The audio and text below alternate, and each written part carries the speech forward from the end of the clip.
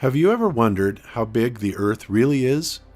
In this video, FE Core will guide you through a thought process to show how a simple idea of a measurement developed into a discovery that shakes the foundation of our current scientific understanding based on the WGS-84 map system, which is the accepted model for Earth's shape and surface. You may want to brace yourself. The curvature. Earth is said to be a sphere with a circumference of 25,000 miles or 40,000 kilometers. Therefore, it has to have a curvature of about 8 inches per mile squared. Can we observe or verify this? We are taught about the ancient observations like a sailing boat going over the horizon and the measurements of Eratosthenes. They are all falsified by our current observations and better understanding of the optical effects of the atmosphere. But how can we really measure the curvature of the Earth in the 21st century? FE Core has established the Terrestrial Laser Targeting Method, or TLT method for short, to measure the geopotential surface of the Earth. Geopotential means the shape that the ocean surface takes under the influence of gravity. With the TLT method, you can accurately verify or falsify the curved surface defined by the WGS-84 geoid model on large bodies of water. The origin of FE Core. Before FE Core was formed, 3 independent researchers became aware of the need to perform accurate observations regarding the Earth and other celestial bodies. Steve, Zach, and Mike had seen videos of each other's research. They began working together to publish their research on the internet. In time, they added other people to their informal research group. In October of 2017, Mike suggested they form a nonprofit organization so they could expand their research efforts by inviting people to donate time and financial resources of their choosing to advance the independent research. In December of 2017, FE Core was formed according to U.S. regulations for a 501c3 organization. FE Core stands for Field Engineers Corps. FE Core is an independent research group dedicated to discovering the facts about the Earth by observation and utilizing the scientific method.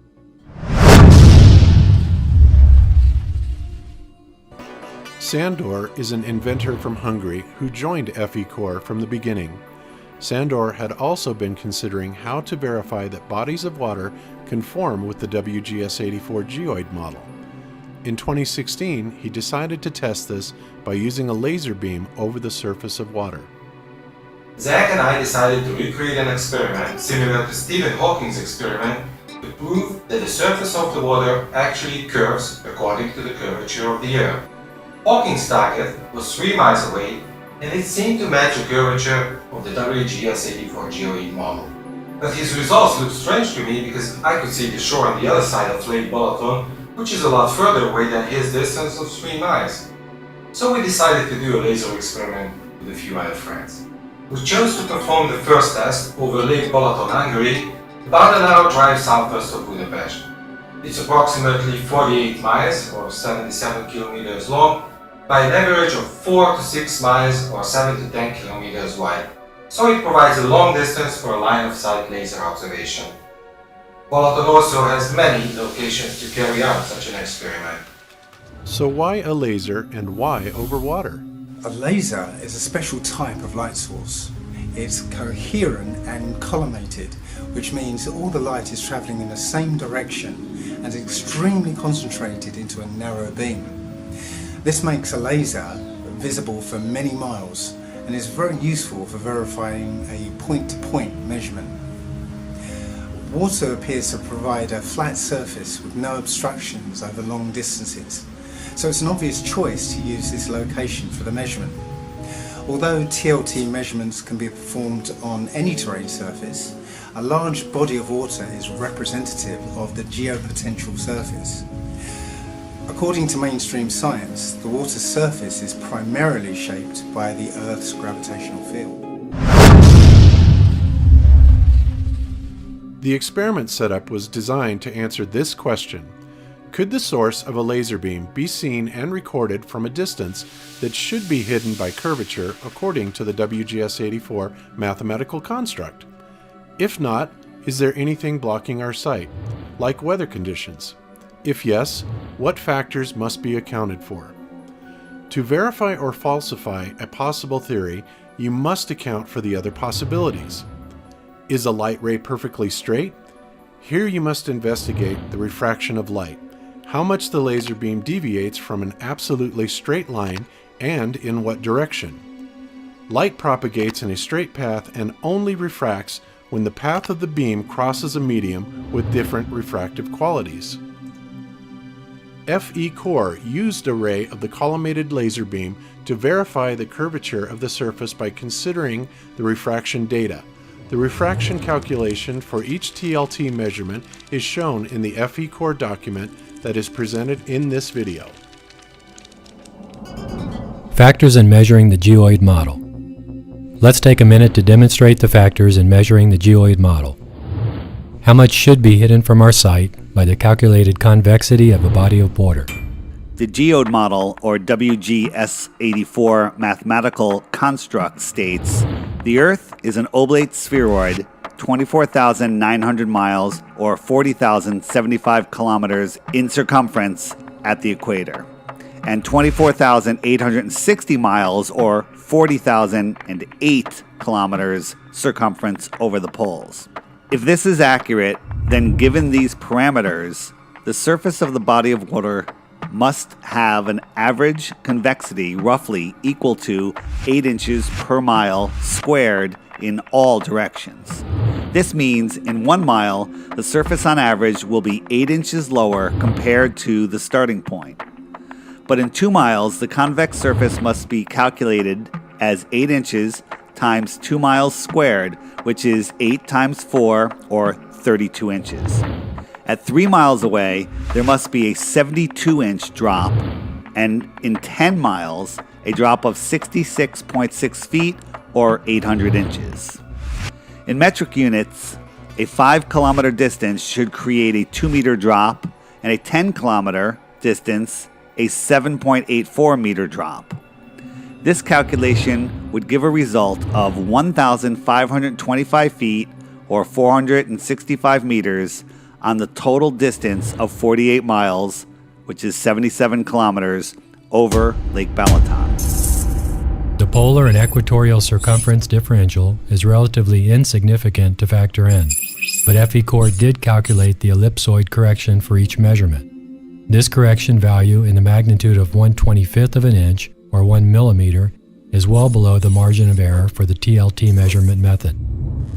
The WGS-84 geoid is not a perfect ellipsoid geopotential surface, and it may have local anomalies. Deviation from the perfect ellipsoid surface is called geoid undulation. The WGS-84 geoid undulation map shows these correction values, so this data can be compared with laser and target positions.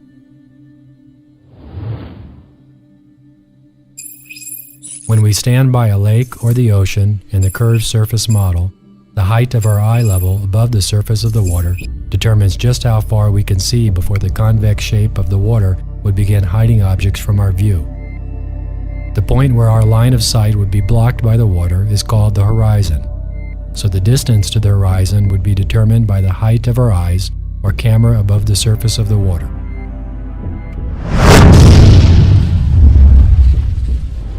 Many people argue about leveling the laser above water. Some people think it is an easy thing to do, like leveling a frame on a wall. And most people think that using the spirit level is more than enough. But the important question is leveling the laser even important in such an experiment? You know, Zach's going to cry about the spirit level, right?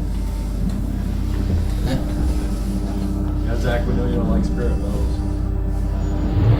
In geometry, there is no level in a line above a convex surface. Mathematically speaking, the laser can be parallel to the ground only if the ground is flat, but if the Earth is a globe, then no straight line can be parallel to its surface. With that being said, there is a way to make a straight line if you're drawing it by hand. But in reality, it's not an easy task because it's a very long line, and using a spirit level will never give you an accurate result. Because the laser beam is many kilometers long, and any small error or movement of the device will cause the beam to be drastically off the mark at the target location. But in our case, leveling the laser is not even needed. What we need to do is choose a target location that will be impossible for the laser to hit, since it will be hidden behind the convex surface. Then we shoot the laser to the lowest point possible on the horizon line. In this case, the laser is actually pointing slightly downwards while we try to keep the laser tangent to the globe.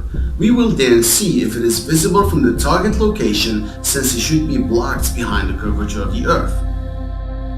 Looking at the horizon line, we always notice that ships or even cars become invisible from the bottom, as if there is something in the air that gives us that illusion. So what if this something affects the laser beam as well? Placing the laser close to the water surface increases the problems with the refraction caused by what we call the non-uniform density transition zone, or the NUTS. It is a zone just above the water surface. It is ideal to place the laser at least 7 feet or 2 meters above the water surface to avoid this area of light disturbance. You also have to take into account that the laser beam diverges with distance from one side to the other, creating a very long cone. Because of this divergence, the bottom of the beam will eventually contact the water surface. In order to avoid this, a very collimated lens is needed. Collimation is a technique that converges the laser beam, enabling it to reach longer distances, but that doesn't mean that it will never diverge again. You have to study the distance you are measuring, the height of the laser, the divergence of the beam in that distance, the humidity, and the collimation, etc. So it's not as simple as many people think. Sandor's tests before FE Core. So, let's start it. In the year prior to the formation of FE Core, Sandor performed 2 laser tests to measure the geoid. He hired a laser specialist to custom build a 3-watt green laser with a 0.08 millirad collimated beam. He and his assistants then met at Lake Balaton, Hungary.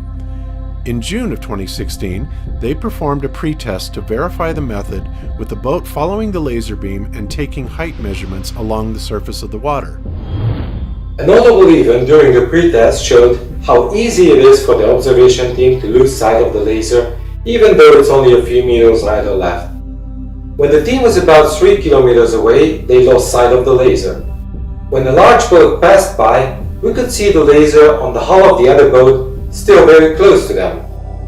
During a second attempt in August of 2016, measurements were made with different heights of the laser above the surface of the water. At one point during the test, the laser was at 1.64 feet, or 50 centimeters, above the lake surface and appeared to turn sharply upward and split into 2 beams. This was later found to be caused by the laser having a slight downward pitch, which forced the beam to collide with an air layer at such an angle above the water at 5,000 feet or 1,500 meters distance away, it reflected part of the beam upward. In the early morning hours of August 16th, Dave Murphy and Niku Bariku spotted the laser beam and recorded it from over 3.72 miles or 6 kilometers from the shore. This measurement indicated a non-convex surface, but Sandor wanted a more definitive measurement with ambient condition readings for any refraction arguments. The difficulties of aligning the laser parallel to the surface on the measurements pointed out the need to use a very accurate laser aiming device to provide precise targeting. The salad. FE Core decided to continue the curvature tests at Lake Balaton, but with a more ambitious goal of pointing the laser across a longer portion of the lake. This would attempt to measure the convexity of the lake over 41 miles or 67 kilometers. The previous tests by Sandor had been conducted in the summer and showed some refraction anomalies. Therefore, it was decided to perform the measurements in winter conditions over a frozen lake to minimize the optical density differences along the path of the laser beam. According to the plan, the observation team would keep contact with the laser position as they walked across the ice while taking laser height measurements at the previously planned positions. The first objective for the Balaton test was to design and build a laser aiming device which could make a 41-mile, 67-kilometer observation possible. Mike, FE Corps' president, took the assignment. He designed and built a laser mount capable of extremely fine adjustments for both the tilt, which is the vertical motion, and for panning, the horizontal motion.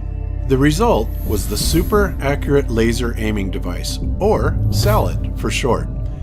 The instrument had an accuracy of 54 millionths of a degree in the tilt angle and 34 millionths of a degree in its panning motion. This was accomplished with two high-tech stepper motors capable of making movements as small as 1/10,000th of a rotation. That is equal to 36 1,000th of a degree. This rotation movement was transferred to a bolt with fine threads 1.5 millimeters apart. That meant the rail where the laser was attached could be moved in steps of 15 100ths of a micron. That is less than 1/1000th the thickness of the thinnest human hair. Over 1,000 man-hours went into the design, build, and refinement of the SALAD. The materials alone cost over 20,000 euros or 23,000 US dollars. But because FE Corps is a non-profit organization, those funds were received via donations. This was where the value of forming FE Corps as a 501c3 entity became obvious, as corporations who donate materials or financial resources to a non-profit organization benefit from the tax savings.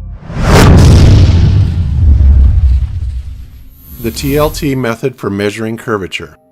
Terrestrial laser targeting is designed to be a curvature surveying method over long distances. The idea is to prove a straight line on a surface between 2 points by shooting the laser to the target location and verifying the height of the beam at each side. The targeting accuracy depends on the aiming device. Without proper targeting accuracy, this experiment is not viable. FE Corps' SALAD was the key element in developing the TLT method. The required accuracy depends on the deliverable output. Accuracy refers to how closely a measurement or observation compares to a true or established value, since measurements and observations are subject to errors. The precision of the TLT measurement is expected to be within 1% of the volume compared to the target hidden height calculated on each measurement's distance to arrive at a definitive result. Before going into the presentation of each measurement, the integrity of the TLT method must be verified. This was accomplished by adjusting the laser and calculating the vertical change at the source with respect to the vertical change at the target location. We're going to put the collimated laser on the mount with the mount in position and then try to locate that smaller beam and get some measurements today. It was explained earlier how the WGS-84 mathematical construct is used to calculate the geospatial surface. Based on that model, the outcome of the experiment can be calculated. The lowest height where the laser is visible is measured and compared with the model's prediction. Terrestrial laser targeting is a definitive and repeatable method to verify or falsify the WGS-84 mathematical construct. Refraction is when light deviates from a straight path while passing through mediums of different optical density or refractive index. For example, air at standard conditions has a refractive index of 1.0003. Water has a refractive index of 1.333. Propane gas has a similar refractive index of 1.34. Optical density is not the same as physical density.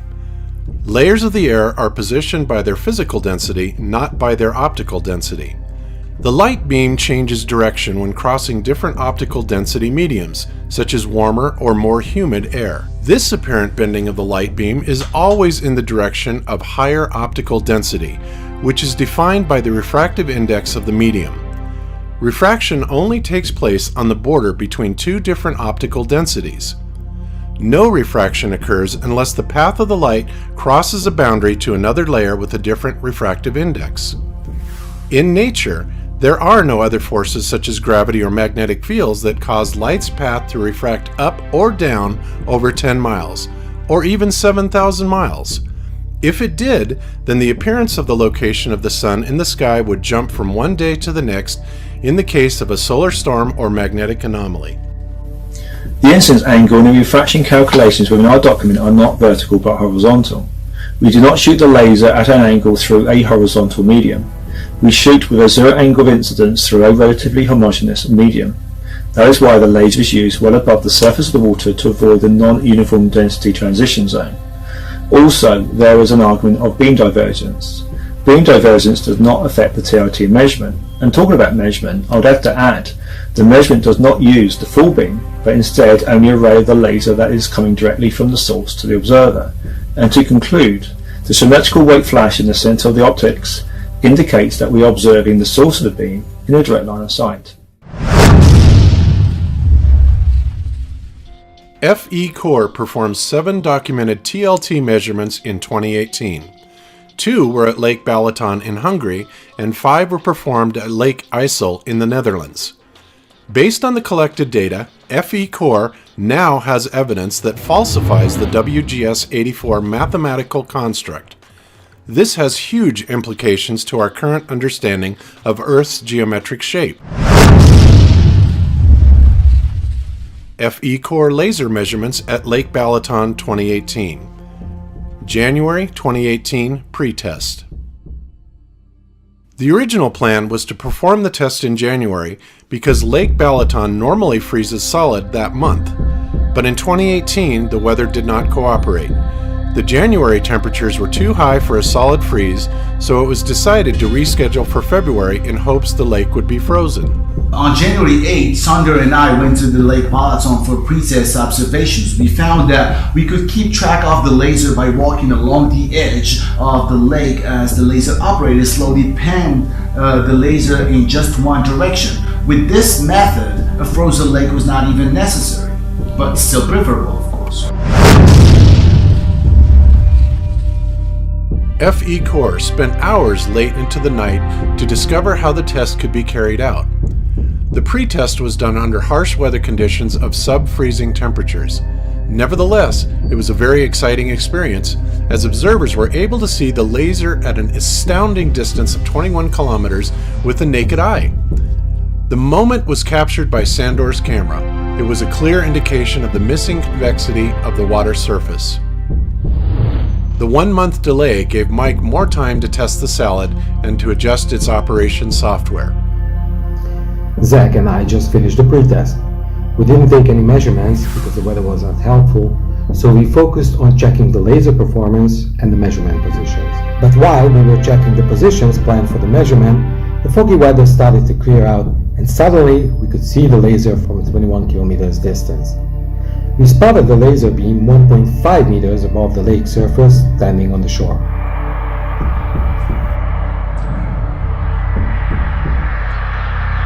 On February 21st, FE Core members from 10 countries gathered at Lake Balaton to perform the long-range terrestrial laser targeting experiment that was designed to verify the lake's convexity. The weather was cold, but unfortunately, the lake was still not frozen. On the first day, we set up the laser position in a tent beside the lake in the garden of the hotel. The custom-built laser required a minimum air temperature of 10 degrees Celsius or 50 Fahrenheit for operation. The laser began to malfunction due to the outside temperature hovering around 3 degrees Celsius or 37 Fahrenheit. So a small electric heater was placed near the laser cooling fan intake. The warm air over the cold laser cracked the crystal in front of the laser diode, which caused the beam to be distorted and the focus malfunctioned. Fortunately, the laser specialist had other lasers with them and were able to swap out the laser on the salad so the team could proceed with the planned observations. The weather continued to wreak havoc on the team and equipment. Besides being very cold, only 2 of the 7 nights were clear enough to see the laser from any observation point. The salad worked well to make very precise adjustments, but locating the beam by the observation team on the opposite shore at night was very difficult.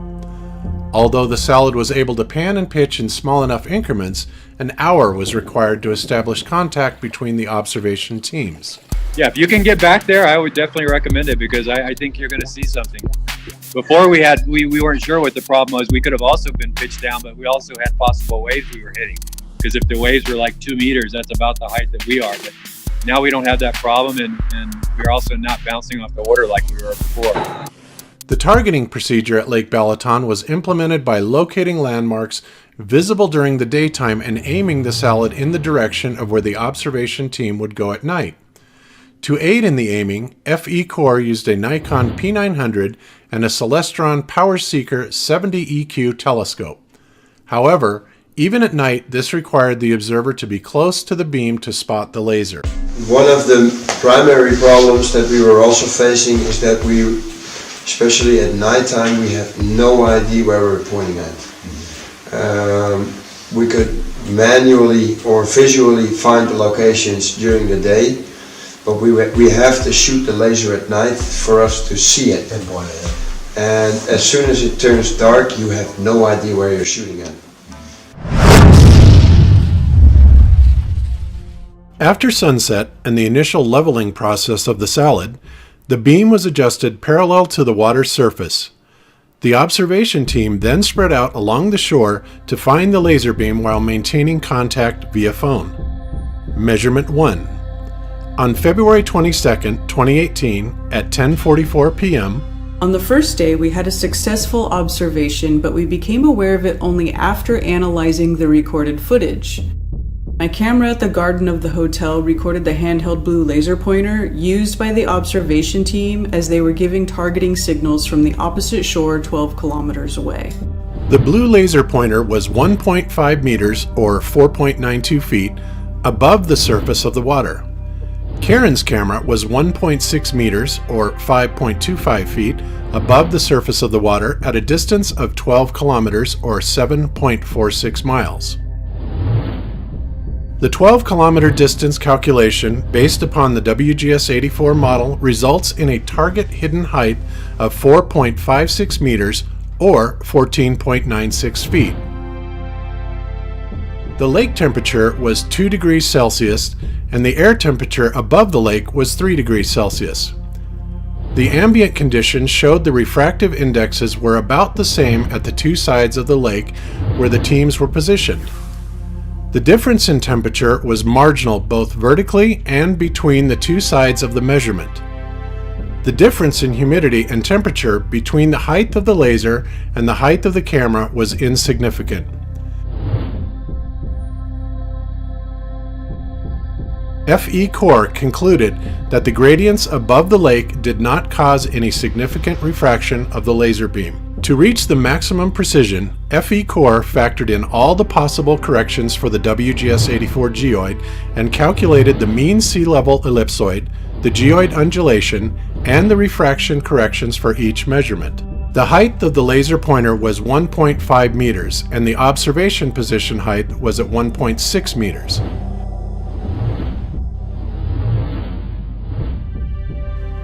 The WGS-84 geoid map shows 0.129 meters geoid undulation at both sides of the measurement. That meant there is no significant difference in geoid undulation.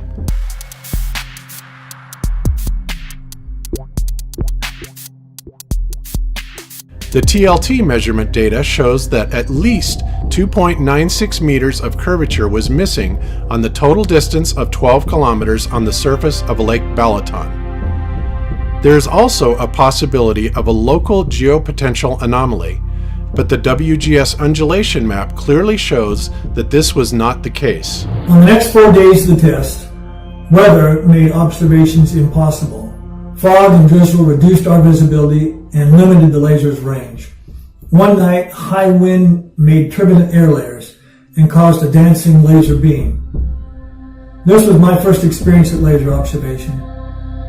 When I saw the beam moving so rapidly, I actually said out loud, "What the heck are they doing? Hold it still." No one heard me because their ears were covered and the wind was blowing so hard. I had no idea that wind could cause that optical effect. During the next 2 nights, the temperature dropped to minus 15 degrees Celsius. I'm gonna turn around and show you the ice. The icy lake there. It eliminated the fog and we were able to see the beam. But the wind chill was down to minus 25 degrees. That really limited the amount of time we could spend outside. Despite the harsh conditions, we were able to achieve our second laser measurement. On February 26, 2018, on the last night of the team's scheduled stay at the lake, FE Core observed both the blue and green lasers placed at Balatan Vilagos and seen from Siofok 12 kilometers away. Measurement 2. On February 26, 2018, at 8 o'clock p.m., the blue laser was placed on the salad at 2.2 meters or 7.2 feet above the surface of the lake at Balatan Vilagos. The source of the beam was seen from Siofok 12 kilometers or 7.46 miles away at 1.6 meters above the lake. Here it comes, here it comes, here it comes. Here comes the blue. Oh! I see it. That's a freaking laser pointer, guys. The reason why I'm on my phone is to show everyone this. That was the 12 kilometers today. So yeah, this is worth everything to me. Yeah. So to us. Mm-hmm. Yes, to us. So I just want to add that I think it's been a brilliant working with these guys, and it's been bloody cold, hard work, and like Karen said, a lot harder than I imagined. The blue laser was placed at 2.2 meters above the lake surface. By calculating the target hidden height from a distance of 12 kilometers, we get the 3.52 meter minimal observation height to be able to see the ray of the laser beam. The measurement clearly showed that the beam was visible from 1.6 meters above the lake surface. The ambient conditions at the time of the measurement indicated a marginal refraction of the beam based on the difference of the refractive index on the two sides. Our calculation gave a result of 0.235 millimeter deviation from a perfectly straight line at the time of the measurement. The corrections have been calculated for the mean sea level, ellipsoid and geoid undulation. Their magnitude is also well within the margin of error. So after the 12-kilometer observation, we went to the 21-kilometer location, which was in Santod. The lake was super cold, it was completely frozen over, and we couldn't see anything because the wind was just blowing ice into our faces. And none of the 8 or so observers, they could see the laser because of the harsh conditions. That was about all we could do there. This is my 4th time now, but it always has surprises. Yeah, well... And every time it's different. Every time there is a different problem to be solved. The two measurements performed at Lake Balatan showed that for the 12-kilometer distance, the lake surface did not conform to the WGS-84 geoid model. Lessons from Balatan. During the measurements taken on Lake Balatan, there were many limitations, especially adverse weather conditions. Although we made 2 successful measurements, all goals set forth were not accomplished in the time frame allowed. Lasers. We use different types of lasers, ranging from our high collimated laser to conventional lasers.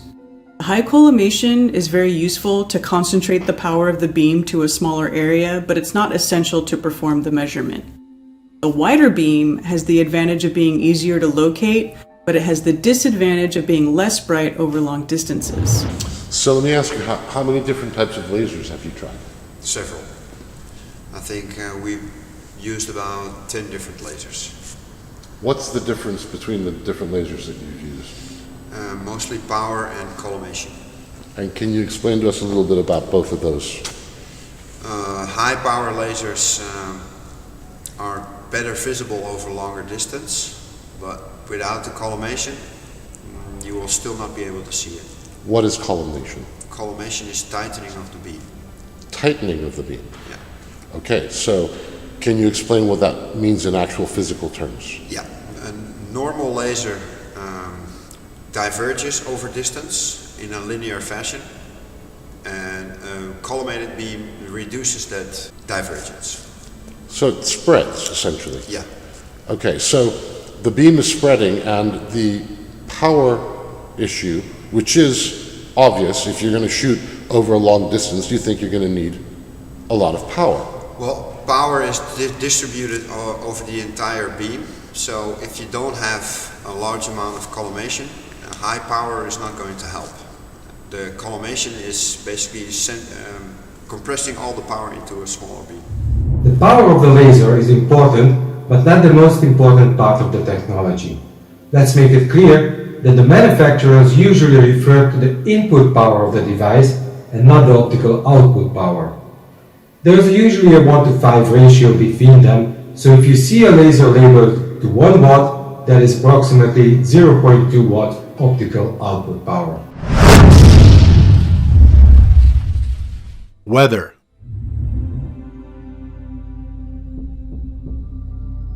Choosing the perfect weather condition is a key to success with the long-range TLT experiments. Fog is the most obvious factor that affects the visibility of a laser. In thick fog, you may have less than 100 meters visibility. High humidity also decreases the distance of the laser light. Strong winds cause turbulence over the lake and create unstable layers of air with different refractive properties. As those layers are rapidly mixed by the wind, the observer may see the laser beam dancing wildly as if the laser operator was rapidly waving the laser in hand. Timing is everything. Ironically, the conditions FE Core sought manifested less than 48 hours later. Sandor came back to the lake, and this time he was able to walk over the now frozen bay. Salad upgraded with automatic GPS targeting system. FE Core established at Lake Balaton that targeting the beam to the observation location is the most difficult part of the TLT method. A super accurate laser aiming device is able to aim the laser in very fine increments. But how would the team know exactly where to point the beam? It was like playing darts blindfolded. The team had to find a solution for locating the target position. Mike came up with a perfect solution and worked to improve the method of aiming the salad. He created software that calculated a bearing change based on 3 GPS locations.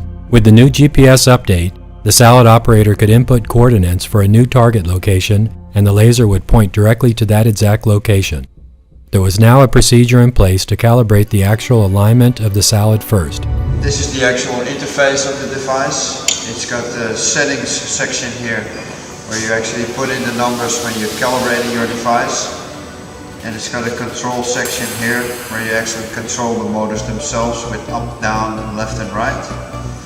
And then it's got a GPS menu here where you actually have 3 fields that you need to put in. And that's the position of your actual laser where you set it up, your GPS location. And then you have the reference location. That's a location that you need in order for the salad device to know in which direction it's actually pointing the laser beam. And then you have the target location, and that's the maximum distance that you want to shoot your laser at. You fill in those GPS coordinates, and then you press go to target on this device, and it steers the laser to the desired GPS location. Before any targeting with the laser can occur, the salad needs to be properly set up and calibrated. This process involves careful leveling of all parts of the device and laser. To do this, the salad is put down on a platform, and each of the 4 legs must be adjusted individually to make sure all beams are level. After the device is leveled, the laser beam must also be leveled. This is done in conjunction with a laser level device, which is placed directly behind the laser. The difference in height of the laser level and the laser itself can now be adjusted to be the same across the maximum distance available at that location. Then the setup is ready to start with our newly developed GPS-based terrestrial laser targeting procedure. The Lake IJssel, Netherlands measurements. After the 2 measurements at Lake Balaton, FE Core performed 5 TLT measurement over Lake IJssel. An interesting feature of the Netherlands is that the lands surrounding the lake are almost all below the level of the lake. On April 7, 2018, at about 7 o'clock p.m., the FE Core team of Mike, Jeroen, and Patrick began setting up the salad on the balcony of a restaurant in Enkhuizen, Netherlands. This was the laser location for all subsequent measurements on Lake IJssel. The setup was completed around 10 o'clock p.m. The laser height was 2.85 meters above the surface of the lake. This location was well known by Mike, who had been there many times over the years. The choice for the reference position was a small stand of trees about 25 meters tall on the opposite shore. Mike had often wondered how it was possible to see the trees over such a great distance. The team chose this location as the Target 1 reference position for calibrating the salad because Mike had been to the trees previously, so he knew the location had good access to the lake for an observation. This was FE Corps' first chance to use the new GPS TLT system, so in addition to attempting to measure the lake surface for geoid comparison, the team was also testing this new method. Measurement 3, Lake IJssel, Target 1. On April 8, 2018, at 1 o'clock a.m., the blue laser was on the salad at 2.85 meters or 9.35 feet above the lake surface. It was seen at the Target 1 position, 21.26 kilometers or 13.21 miles, at a height of 1.2 meters or 3.94 feet above the lake surface. It took less than 60 seconds for them to see the source of the laser at the Target 1 location. Can you guys see it? Yeah, I see it. Yeah, it's there. Okay, yeah, we can see it really well there. Can you see the reflection on the water? I'm gonna zoom out. Yes, we do. Yes, we do. Look at that. Wow. Oh, man, that is irrefutable. Awesome. I can watch this all day, you know. This is awesome. Yeah, this is really awesome. Look at that reflection. That reflection absolutely caps it. Yeah. Yeah. That caps it. That annihilates any possibility of it being refracted, and that also annihilates any possibility of any convexity. Yeah. I mean, you cannot track it with being curved. The 21.26 kilometer calculations based upon the WGS-84 geoid model resulted in a target hidden height for measurement 3 IJssel Lake, target 1 location of 18.18 meters or 59.6 feet. The camera height was 1.2 meters. The WGS-84 geoid model differed by 16.98 meters in this measurement, which meant 93% of the target hidden height was visible. The lake temperature was 7.6 degrees Celsius or 45.7 degrees Fahrenheit, and the air temperature was 10.8 degrees Celsius or 46.4 degrees Fahrenheit above the lake. The ambient conditions showed the refractive indexes were about the same on both sides of the lake. TLT calculations factor in any variations in recorded data and geoid datum parameters of the WGS-84 mathematical construct. Both target and laser positions are at 0 meters mean sea level. The WGS-84 geoid undulation map shows a marginal 23 centimeters or 9 inches height difference at the two positions. Measurement 4. After the measurement at Target 1, Mike and Patrick drove 30 minutes to the Target 2 location. Target 2 was selected because it would be within 17.5 degrees panning limit of the salad. Since the salad had been calibrated at Target 1, the automatic GPS system now required only a new coordinate to automatically target that position. This was the first field test of the new GPS TLT software, so it was an exciting moment.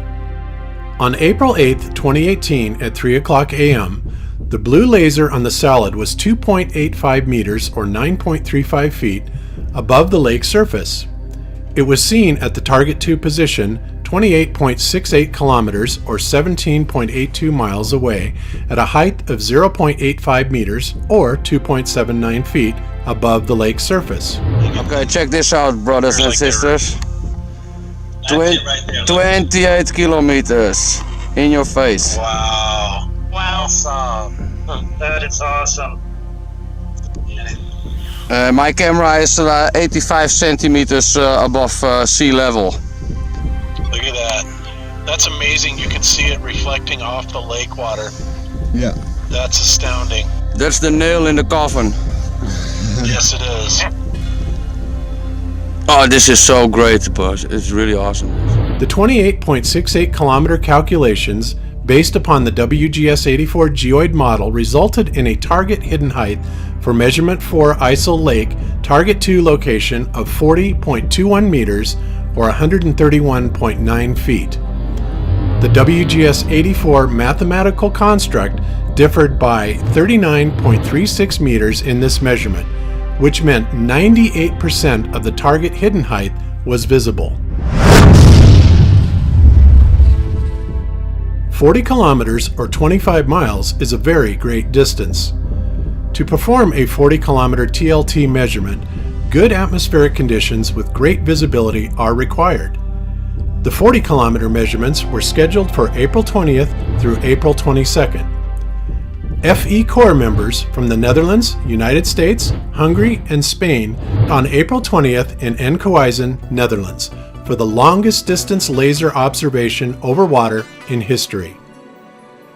The team set up the salad with the blue laser.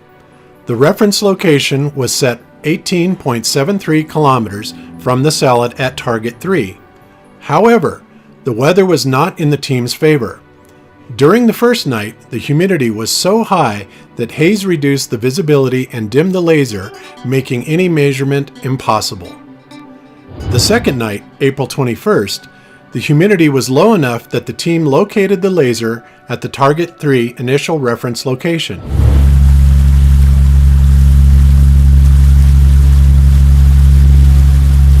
We just parked here, and it looks like we're gonna spend the night here. So we're gonna spend the entire night looking for the laser. They calibrated the GPS TLT system and performed measurement 5 at 12 o'clock a.m. on April 22nd. Measurement 5, Lake ISIL, Target 3. On April 22nd, 2018, at 12 o'clock a.m., the blue laser was on the salad at 2.92 meters, or 9.58 feet, above the lake surface. It was seen at the target 3 position, 18.73 kilometers, or 11.64 miles, away at a height of 1.6 meters, or 5.25 feet, above the lake surface. The 18.73 kilometer calculation based upon the WGS-84 geoid model results in a target hidden height for measurement 5 ISIL Lake target 3 location of 12.504 meters or 41.024 feet. For measurement 5, the WGS-84 mathematical construct differed by 10.904 meters, which meant 85% of the target hidden height was visible. FE Corps examined the effects of refraction through the gradients in the air by adjusting the beam vertically.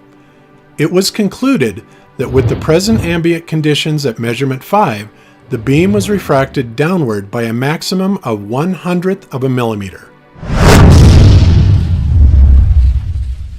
Measurement 6.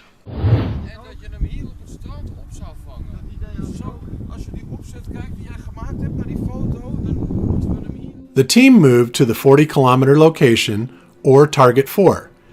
At 40 kilometers, finding the source of a laser beam with the naked eye is almost impossible, especially if there are other light sources on the horizon. A telescopic camera was the solution to distinguish the laser from the other lights. Measurement 6, Lake ISIL, Target 4. On April 22, 2018, at 2:19 a.m., the blue laser was on the salad at a height of 2.92 meters, or 9.58 feet, above the lake surface.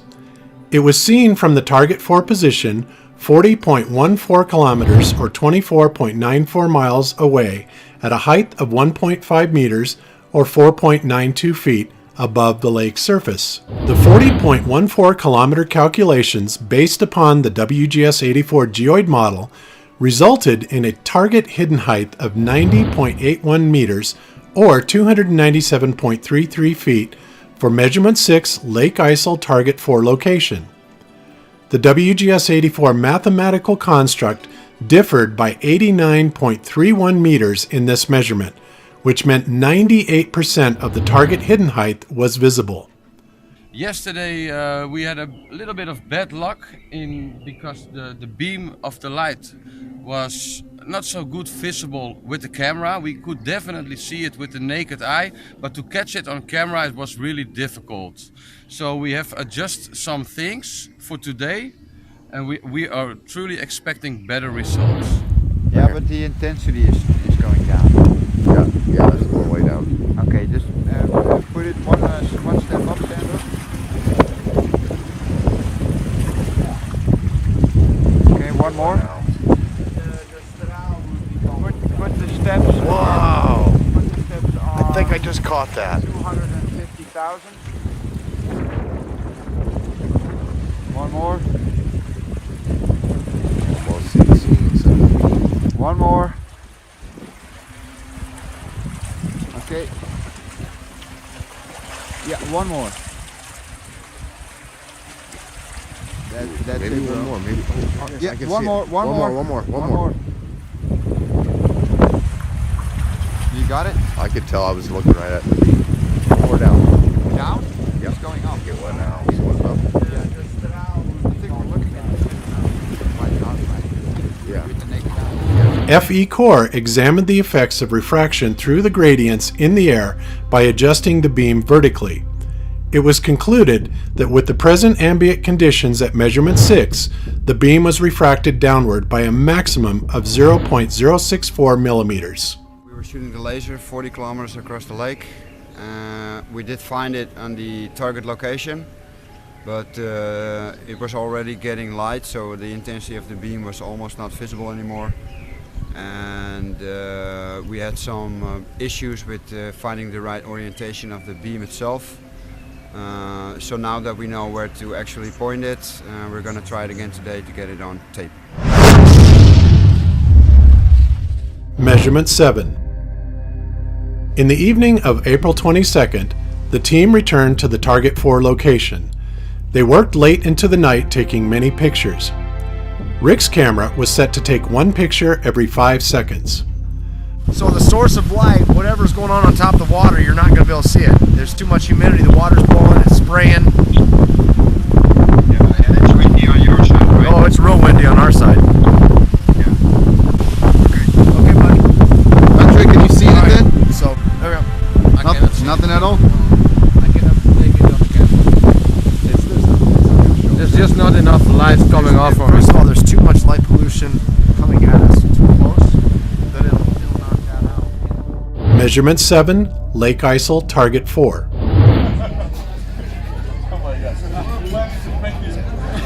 On April 22nd, 2018, at 11:20 p.m., the blue laser was on the salad at 2.92 meters, or 9.58 feet, above the lake surface. It was seen at the Target 4 position 40.14 kilometers, or 24.94 miles away at a height of 1.5 meters, or 4.92 feet, above the lake surface. The parameters and outcome of measurement 7 was the same as the one from the previous night. The only difference was the maximum refraction of 0.133 millimeters caused by the slightly different ambient conditions. The observers should not have seen the laser at any height below 89.3 meters, or 293 feet, but the beam was recorded from a height of 1.5 meters, or 4.92 feet. Stop. Okay. Bring it down now. The laser down. Going down. Zach, if you want to record some of this, you can. I didn't know what you were doing. I'm trying to record something.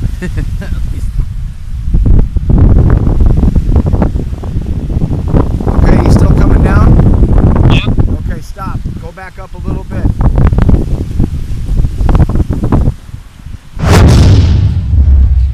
Conclusions. The results of the 7 TLT measurements indicate that these two lakes do not conform with the WGS-84 mathematical construct and that they lack the predicted convexity. The testing results agree with the analysis of error sources. In summary, the testing results of the lake surfaces were plus or minus 0.2 meters, and the relative accuracy was within 1%. In conclusion, the TLT measurements met the accuracy of the experiment design requirements and provided a definite deliverable output. The surfaces of Lake Balaton and Lake Aisel do not conform with the predicted convex shape of the WGS-84 mathematical construct.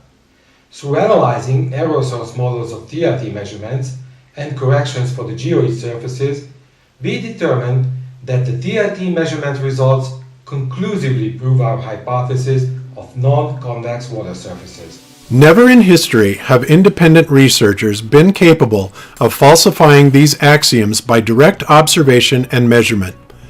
FE Core has made new and meaningful discoveries with its very first project establishing an enormous amount of missing predicted convexity on both lakes.